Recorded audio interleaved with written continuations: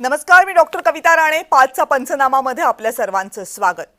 भाजप आणि धक्कातंत्र हे शब्द जवळपास सारखे आहेत असं गेल्या काही वर्षांमध्ये देशाच्या राजकारणामध्ये वारंवार दिसलं. याची प्रचिती पुन्हा एकदा भाजपनं दिली, ती भाजपचा गड असलेल्या गुजरातमध्ये.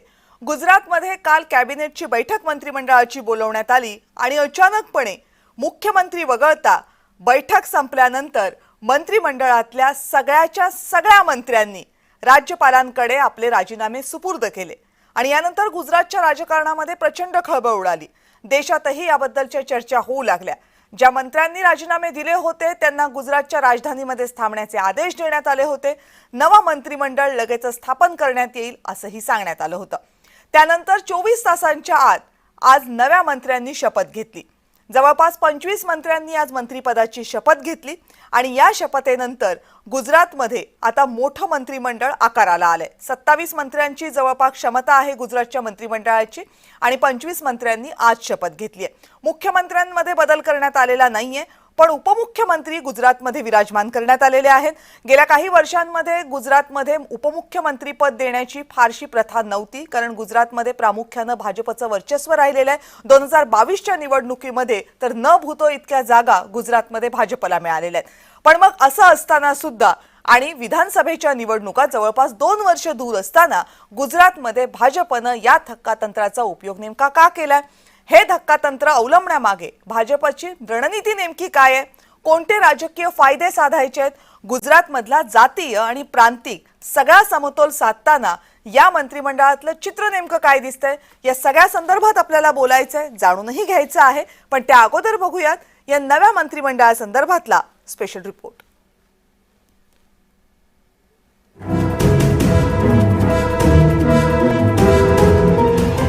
गुजरात नरेंद्र मोदी आणि अमित शहांचं होम ग्राउंड. या राज्यात राजीनाम्यांचा एक नवा पॅटर्न सुरू झालाय. मुख्यमंत्री भूपेंद्र पटेल वगळता काल संपूर्ण मंत्रिमंडळानं राजीनामे दिले आणि त्यानंतर सुरू झाला काही तासांचा सस्पेन्सचा खेळ. नव्या मंत्रिमंडळात कुणाला घेणार आणि कुणाला डच्चू देणार या सगळ्याबद्दलच्या चर्चा सुरू झाल्या. उत्तरं मिळाली आज सकाळी 11:30 वाजता. गुजरात विधानसभेच्या 25 आमदारांनी आज मंत्रिपदाची शपथ घेतली. यातले 6 चेहरे आधीचे होते तर 19 चेहरे नवे होते. यामधला सर्वात महत्त्वाचा चेहरा आहे हर्ष संघवी. हर्ष संघवी यांना गुजरातचं उपमुख्यमंत्री बनवण्यात आले. तर दुसरीकडे आमदार रिवाबा जडेजा यांना मंत्रिपदाची संधी देण्यात आली आहे. रिवाबा या क्रिकेटपटू रवींद्र जडेजा यांच्या पत्नी आहेत. मोदी शहांनी नवं मंत्रिमंडळ बनवताना जातीय समीकरणं सुद्धा संतुलित केली आहेत. गुजरातच्या मंत्रिमंडळामध्ये आता 8 ओबीसी मंत्री आहेत, 6 पाटीदार मंत्री आहेत, 4 मंत्री आदिवासी समाजातले आहेत, 3 मंत्री अनुसूचित जातींमधले आहेत, 2 क्षत्रिय समाजातले आहेत, तर 1 मंत्री ब्राह्मण समाजातून आणि 1 मंत्री जैन समाजातून निवडण्यात आले. आता भाजपनं इतका मोठा निर्णय का घेतला यामागेही अनेक कारणं सांगितली जात आहेत. आगामी स्थानिक स्वराज्य संस्थांच्या निवडणुकांच्या दृष्टीनं मंत्रिमंडळामध्ये मोठे फेरबदल करण्यात आले. डिसेंबर 2027 मध्ये गुजरातमध्ये विधानसभेच्या निवडणुका आहेत. त्याच पार्श्वभूमीवर सुद्धा हा निर्णय घेतलेला असू शकतो. काही मंत्र्यांच्या विरोधात नाराजी होती तर काहींना जातीय समीकरण साधण्यासाठी राजीनामा द्यायला सांगण्यात आलं. गुजरातमध्ये आम आदमी पक्षाचा प्रभाव वाढतोय. याचा सामना करण्यासाठी नव्या चेहऱ्यांना संधी देण्यात आल्याची ही चर्चा आहे. याशिवाय ज्येष्ठ मंत्र्यांच्या जागी तरुण नेत्यांना मंत्रिपदाची संधी देण्यात आली आहे हे स्पष्ट आहे. 2022च्या विधानसभा निवडणुकांच्या अगोदर 2021 मध्ये सुद्धा मुख्यमंत्र्यांसह संपूर्ण कॅबिनेट बदललं होतं. मोदी शहांनी हा प्रयोग दुसऱ्यांदा केलाय. पण प्रयोग म्हटला की कधी जमतो तर कधी तो फसण्याचीही शक्यता असते. पण राजकीय जोखीम पत्करणं ही मोदी शहांच्या राजकारणाची ओळख आहे. त्यातले धोके आणि फायदे त्यांना पक्के माहीत असतात. त्यामुळे 2027च्या गुजरात विधानसभा निवडणुकीमध्ये या प्रयोगाचा किती फायदा होतो ते पाहावं लागेल. ब्युरो रिपोर्ट, जय महाराष्ट्र. आणि गुजरातच्या राजकारणातल्या या नव्या बदलाची चर्चा करण्यासाठी आता माझ्या सोबत आहेत ज्येष्ठ राजकीय विश्लेषक आणि पत्रकार प्रवीण पुरो. प्रवीणजी नमस्कार. नमस्कार. आणि सोबतच राजकीय विश्लेषक अतुल पेटकर सुद्धा आपल्या सोबत आहेत. अतुल सर, आपलंही स्वागत. अतुल सर, आवाज येतोय माझा? हो. ओके, पहिला प्रश्न मी तुम्हालाच विचारते. मुळात 2 वर्ष आहेत विधानसभेच्या निवडणुकांना. अचानकपणे गुजरातमध्ये हा बदल, म्हणजे बदल काहीतरी होईल याचे तर वारे वाहत होते, पण इतका मोठा बदल होईल अशी अपेक्षा होती का? निश्चितच मोदी आणि शहांचं एकंदर राजकारण बघितलं आणि त्यांचं वैशिष्ट्य असं आहे की ते सतत आढावा घेत असतात. म्हणजे स्पष्ट बसे तोची फसे असं एक म्हण होती आपल्याकडे पूर्वी. तर ते स्पष्ट बसतच नाही ते, आणि सतत सक्रिय राहणे, आढावा घेत राहणे प्रत्येक गोष्टीचा. त्याच्यामुळे आणि येणाऱ्या सर्वात महत्वाचं असं आहे की आपण बघितलं तर गेले साधारण 25-30 वर्ष झाले तिथे भाजपचं सरकार आहे, भाजपची सत्ता आहे.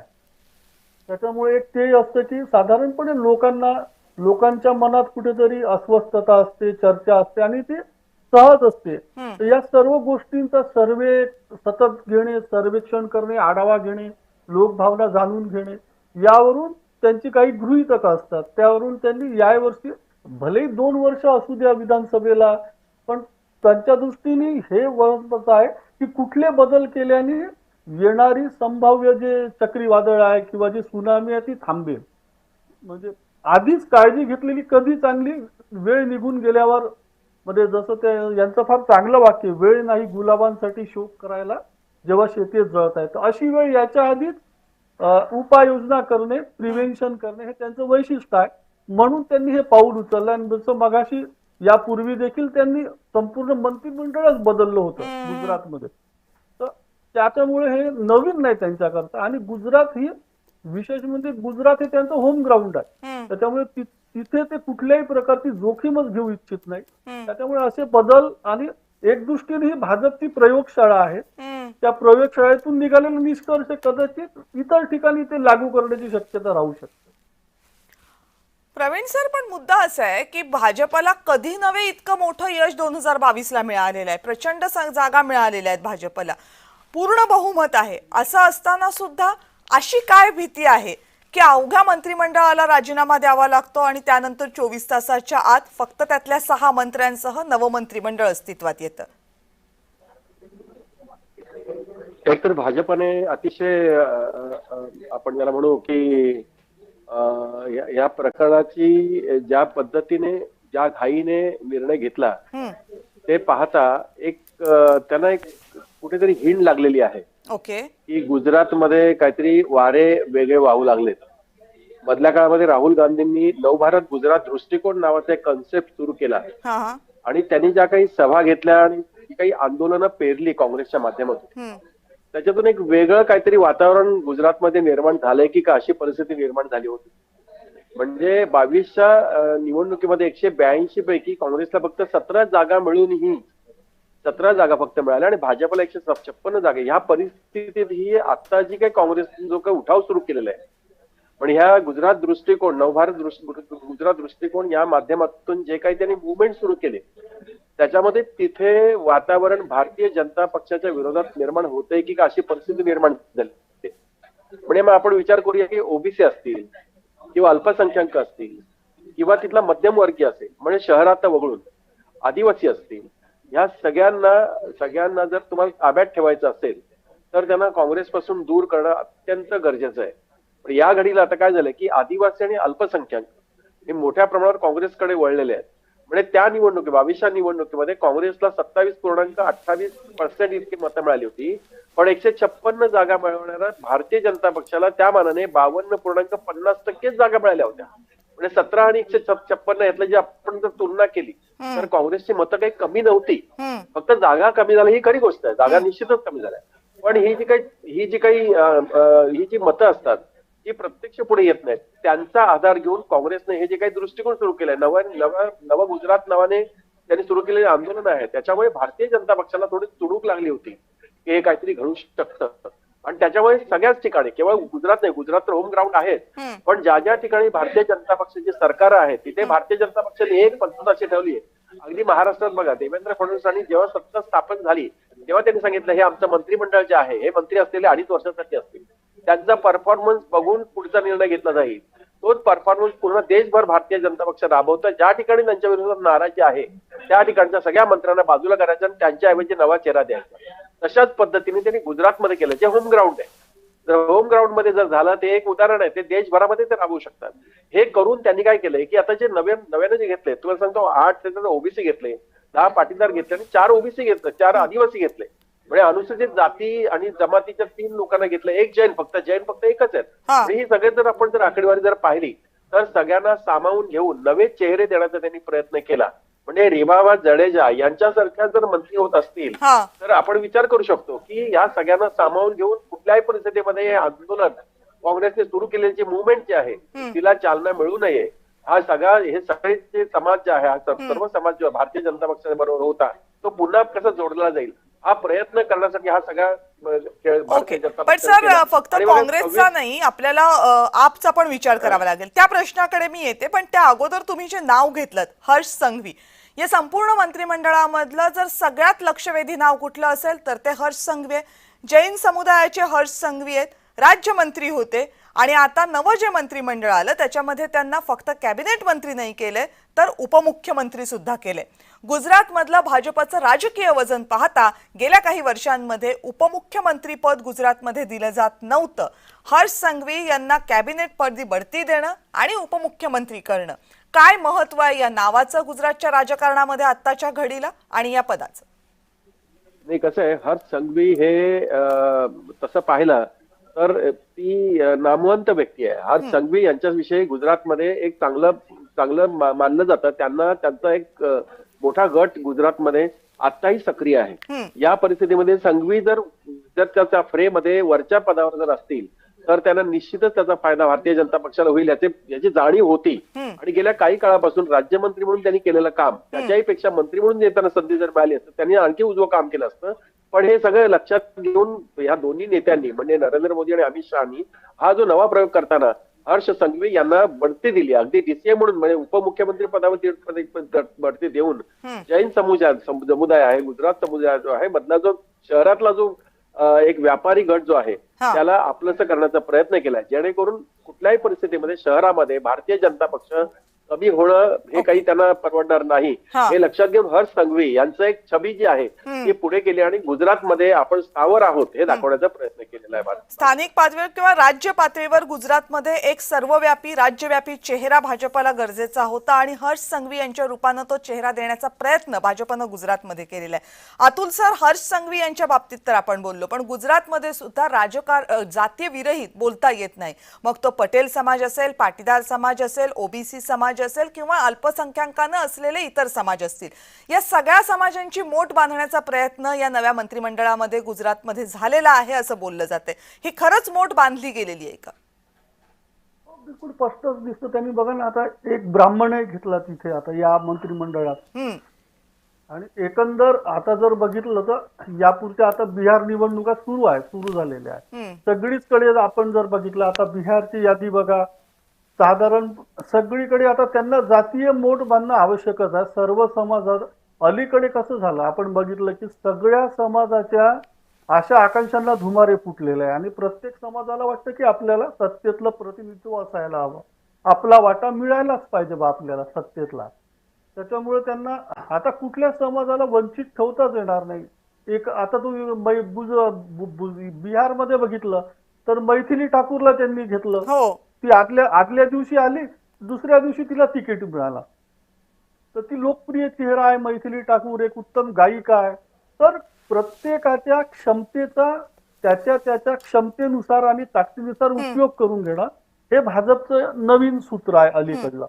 आता त्याच्यामुळे त्यानुसार भाजप सगळ्या समाजाला प्रतिनिधित्व देईलच आणि देणार. इथून यापुढे कोणत्याही राज्यात ज्या निवडणुका होतील त्या राज्यामध्ये हे सूत्र राहील की सगळ्या समाजाला प्रतिनिधित्व देणं आणि त्या समाजाच्या समस्यांना समजून घेऊन त्यात पुढे जाणं. आणि त्यात त्यांना राष्ट्रीय स्वयंसेवक संघाचं जे नेटवर्क आहे सगळीकडे म्हणजे त्याचा फायदा त्यांना होतोच.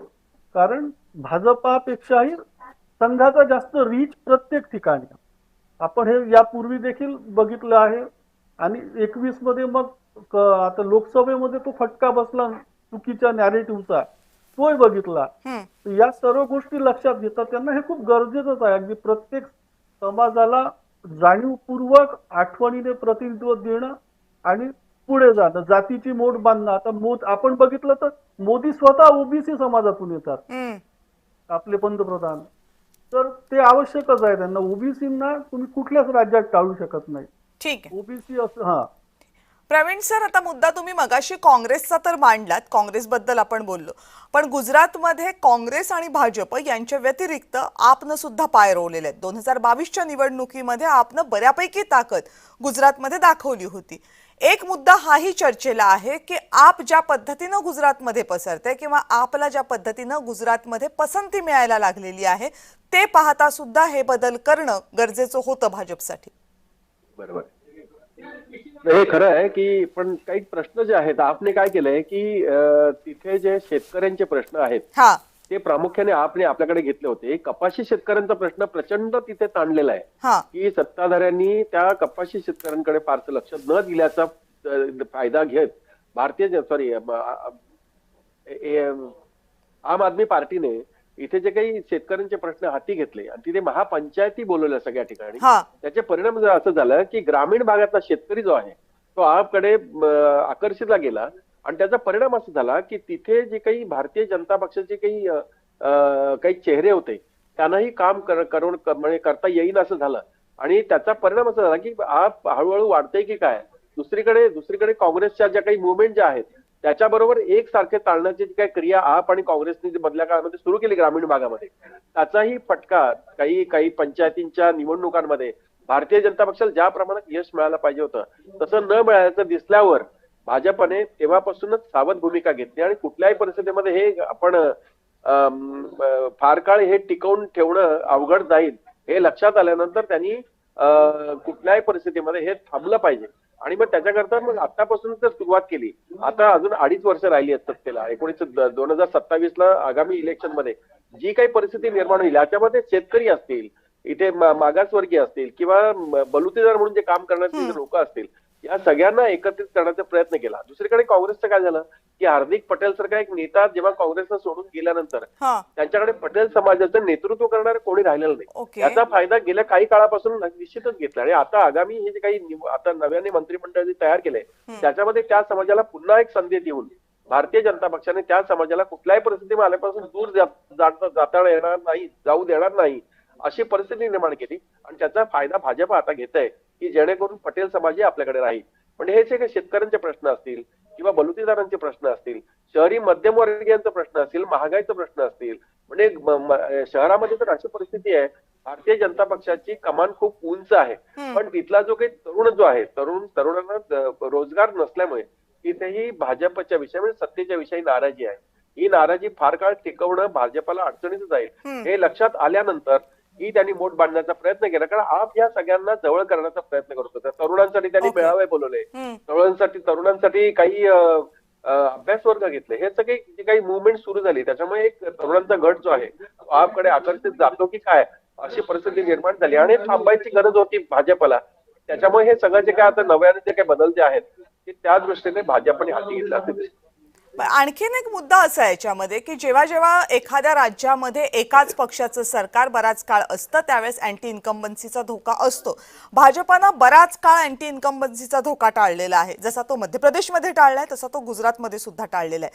आता त्याच्यात आणखीन एक गोष्ट असते की जी जर जोडली गेली तर अँटी इन्कम्बन्सीचा धोका वाढू शकतो आणि ती असते की मंत्र्यांवर होणारे आरोप, प्रामुख्यानं मंत्र्यांवर होणारे भ्रष्टाचाराचे आरोप. जे मंत्रिमंडळातल्या मंत्र्यांनी काल राजीनामा दिला त्यामधले काही मंत्री असे होते ज्यांच्यावर वारंवार भ्रष्टाचाराचे आरोप होत होते.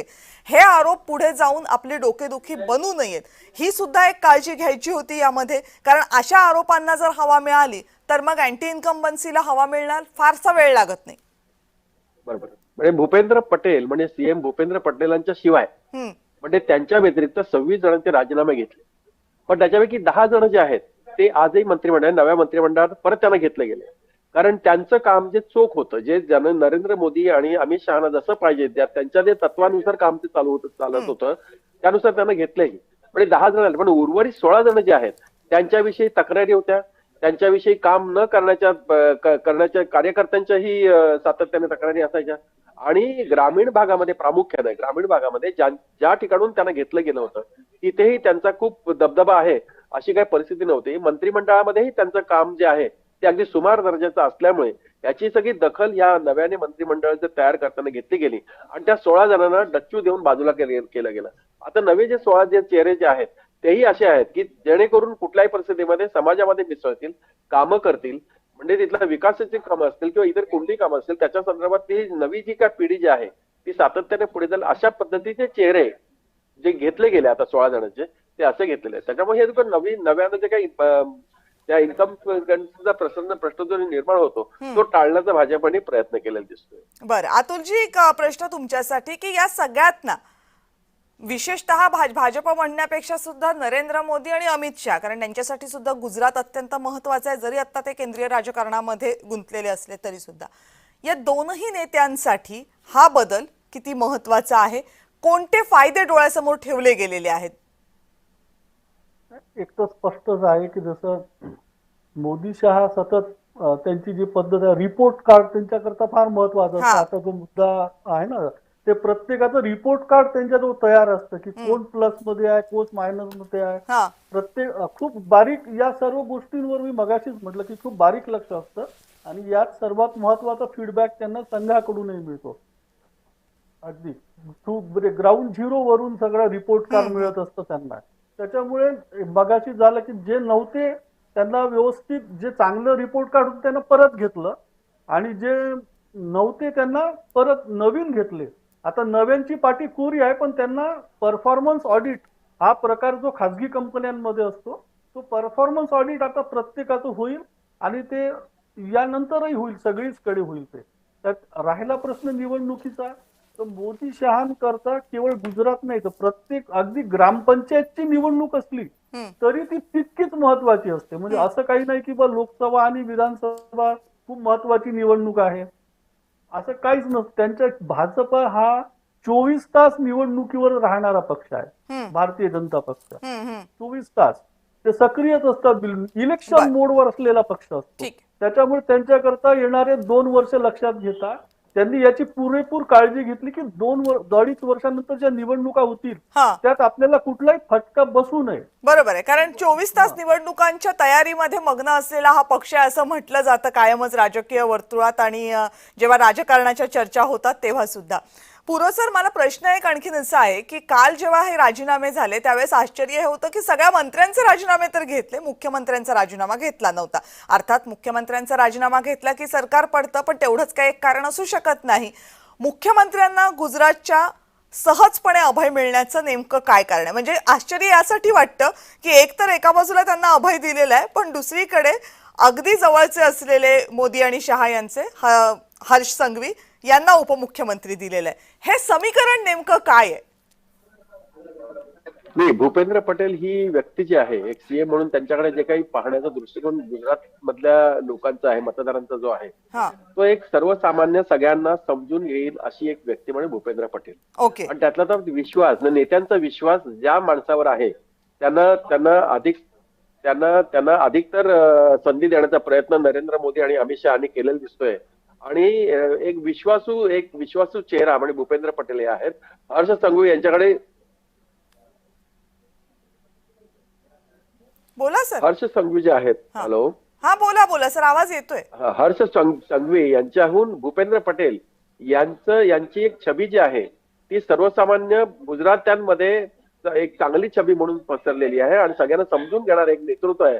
आणि या नेतृत्वाच्या माध्यमातून आपल्याला म्हणजे आगामी काळामध्ये भारतीय जनता पक्षाला कुठलंही संकट गुजरातमध्ये येणार नाही असा विश्वास नरेंद्र मोदी आणि अमित शहाना असल्यामुळेच प्रामुख्यानं भूपेंद्र पटेल यांची पुन्हा वर्णी म्हणजे त्यांच्याकडेच ती जबाबदारी जी आहे मुख्यमंत्र्यामध्ये राहिली हा विश्वासाचा भाग आहे आणि त्याच्यामुळेच ते तिथे राहू शकले. बर, पुरो सर आणि पेटकर सर, तुम्हा दोघांचे खूप खूप आभार या सगळ्या विश्लेषणाबद्दल. गुजरात हे महाराष्ट्राचं फक्त शेजारी राज्य नाहीये तर देशामधलं एक महत्त्वाचं राज्य म्हणून त्याच्याकडे बघितलं जातं. गुजरातमधली प्रत्येक राजकीय हालचाल ही सध्या केंद्राच्या राजकारणाशी सुद्धा निगडीत असते आणि त्यामुळेच गुजरातच्या राजकारणात जर इतका मोठा फेरबदल होत असेल तर त्याच्याकडे अवघ्या देशाचं लक्ष लागणं हे साहजिकच आहे। अवघ्या 24 तासांच्या आत गुजरातमधलं मंत्रिमंडळ बदललं गेलं, मुख्यमंत्री राहिले पण बाकीचे मंत्री बदलले गेले, मंत्र्यांची संख्या गुजरातमध्ये वाढली। या सगळ्याला आगामी असणाऱ्या स्थानिक स्वराज्य संस्थांच्या निवडणुका किंवा 2 वर्षांनी गुजरातमध्ये होणाऱ्या विधानसभेच्या निवडणुका यांची जोड दिली जाते। पण जेव्हा निवडणुकांच्या पार्श्वभूमीवर असे निर्णय घेतले जातात तेव्हा त्याचा संबंध हा स्थानिक पातळीवर जे राजकारण सुरू आहे त्याच्याशीही असतो आणि तो काय आहे ते समजून घेण्याचा हा प्रयत्न। आपण दोघांनी या चर्चेमध्ये सहभाग घेऊन ही मतं सांगितली त्याबद्दल आपल्या दोघांचेही मनापासून आभार। आणि यानंतर 5चा पंचनामामध्ये वेळ झाली आहे इथेच थांबण्याची। पाहत रहा जय महाराष्ट्र।